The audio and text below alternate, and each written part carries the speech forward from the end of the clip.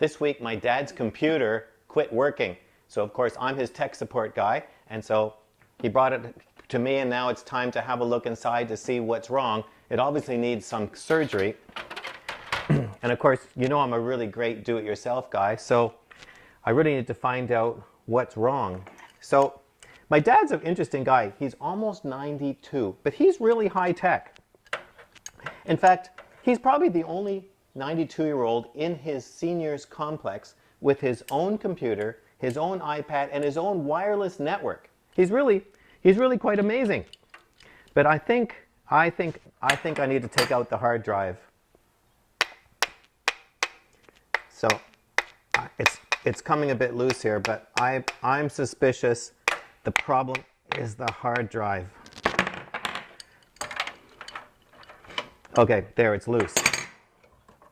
Whoa, I've never seen this before. Look at this. The hard drive has turned to stone. No wonder the computer's not working properly. I mean, a hard drive is supposed to look like this.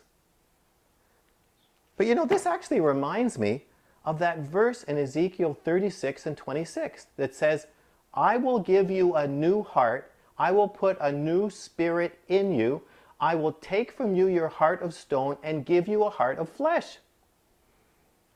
But what's a heart of stone? Well, a heart of stone is a heart that doesn't feel. And here's how it happens. You see, as we're growing up in the fallen world, we all experience emotional pain, emotional hurts, emotional injuries. And whenever we've experienced emotional pain, especially when we're a child, we pull back from that pain and we say, I'm never going to let that happen again.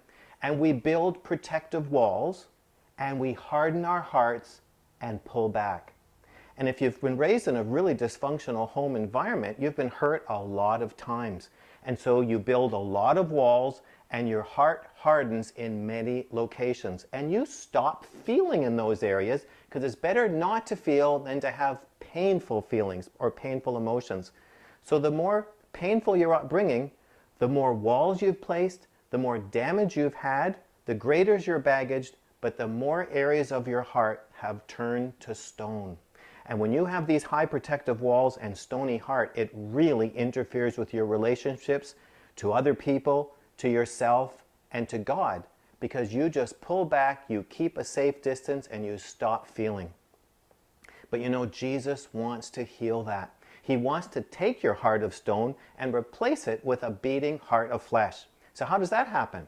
Well, Jesus wants to come and heal the wounds of your past, which are all stored in your emotional baggage. He wants to extract the lies that you've believed about those events that have damaged you and convinced you to withdraw and harden yourself. He wants to replace them with His truth. And when those memories are healed and the truth has been revealed to you, then you can relax, you can let down the walls, and your heart can beat again in those areas. Now, we've all been raised in imperfect homes. We all have been raised in painful environments at times. So we all have areas of stoniness in our hearts, because we all have areas where we've pulled back, protected ourselves, and in that area turned to stone. So this is a problem that we all have to some degree. So Jesus wants to come and heal us. So will you give Jesus the opportunity to give you a heart transplant? Allow Him to empty your baggage and replace the lies with His truth.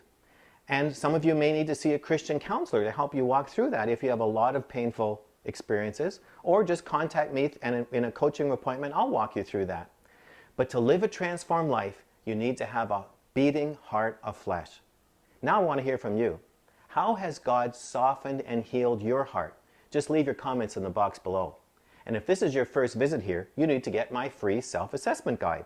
And to do that, just subscribe to my weekly email newsletter by filling out the subscription form, which is always, as you know, right there.